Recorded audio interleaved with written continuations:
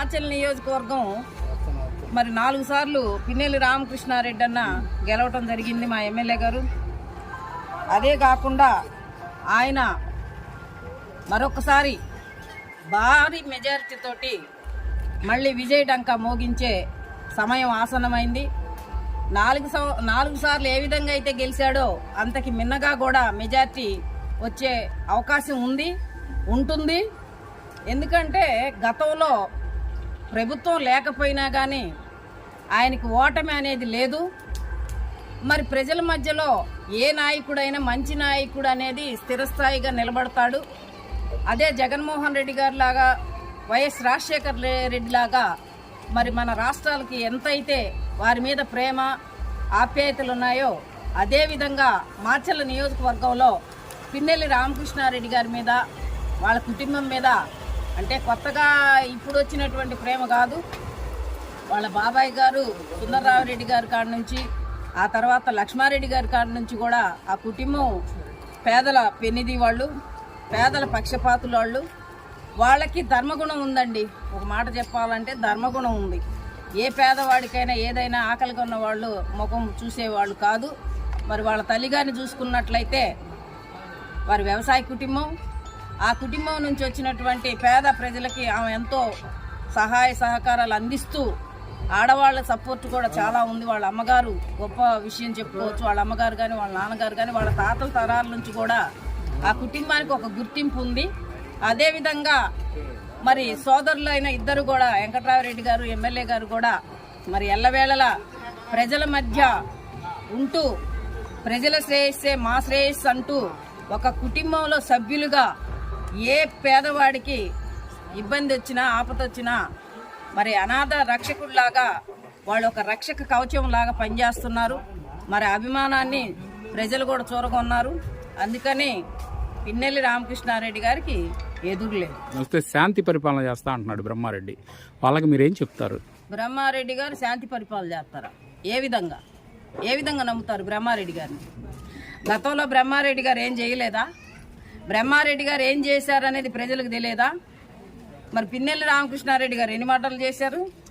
వాళ్ళ కుటుంబం ఏమైనా మటలు చేసిందా? హింసాకాండకు గురయ్యారా? ఎవరైనా చనిపోయారా? మరి ఏ విధంగా అంటున్నారండి? ప్రజలకు తెలుసండి. మనం చెప్పేది కాదు, నేను చెప్పేది కాదు.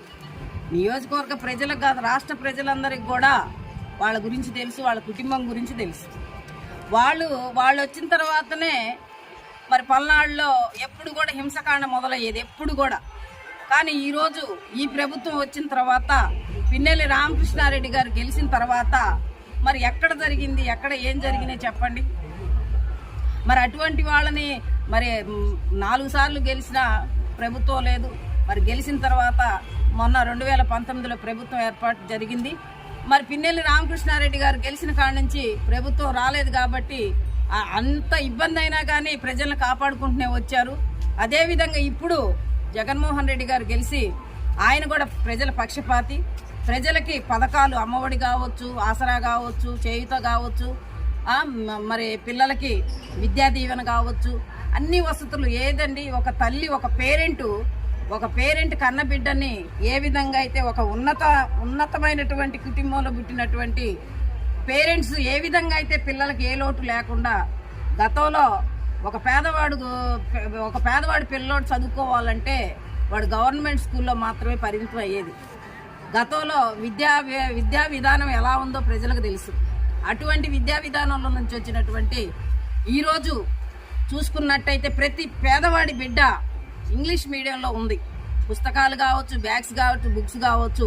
మరి ఈరోజు ఈ విధంగా వాళ్ళకి మంచి వెలుగుని, వాళ్ళ జీవితాలలో ఒక వెలుగుని నింపినటువంటి గొప్ప మహనీయుడు జగన్మోహన్ రెడ్డి గారు. రామకృష్ణ అన్న అంతకన్నా బాగా చేస్తున్నారు, అందువల్ల బాగుంది. చంద్రబాబు నాయుడు నేను ఇంకా మంచి పథకాలు అందిస్తాను, 6 పథకాలు కూడా ఇస్తాను. లేదు, అయిపోయింది. ఇంక ఇప్పుడు నమ్మం కదా, ఒకసారి ఎవరినైనా చూసేది. ఖచ్చితంగా జగన్మోహన్ రెడ్డి గారి ప్రభుత్వమే చదువుకునే పిల్లలకి ఉపయోగకరం అండి. ఈ అమ్మఒడి కానీ, ఈ పిల్లలకి విద్యా దీవెన కానీ మన జగనన్న ప్రభుత్వమే అందిస్తుంది. ఇంతకుముందు చంద్రబాబు ఏమిచ్చాడండి? ఒక్కసారి చదువుకునే పిల్లలు కూడా ఆలోచించుకుంటే మన జగనన్న ప్రభుత్వమే చాలా బాగుంది. కాబట్టి ఎప్పుడైనా సరే మా చదువుకునే పిల్లల నుంచి కానీ యూత్ నుంచి కానీ జగనన్నకే మా ఫుల్ సపోర్ట్. ఖచ్చితంగా మా పిన్నెల్లి రామకృష్ణారెడ్డి గారేనండి. ఇప్పుడు నేను ఒక దళిత మహిళని, నాకు దుర్గి మార్కెట్ యార్డ్ చైర్మన్గా పదవినిచ్చి ఒక మహిళగా నాకు గుర్తింపునిచ్చారు. కాబట్టి మేము మా పిన్నెల్లి రామకృష్ణారెడ్డి గారిని ఖచ్చితంగా గెలిపించుకుంటాం. ఎలా ఉందండి స్పందన, ఎలా ఉంది? ఇప్పుడు మీరు ప్రచారానికి వెళ్తున్నారు కదా, మహిళల నుంచి అయితే చాలా బాగా స్పందిస్తున్నారండి. ఖచ్చితంగా మా ఓటు పిన్నెల్లి రామకృష్ణారెడ్డి గారికి అని మేము చెప్పకముందే వాళ్ళే ముందు మీరు చెప్పవసరం లేదండి, మా ఓటు మేము వేసి గెలిపించుకుంటాం అంటున్నారు. దానికి సిద్ధం. జగనన్నకే మా ఓటు, పిన్నెల్లి రామకృష్ణారెడ్డి అన్నకే మా ఓటు.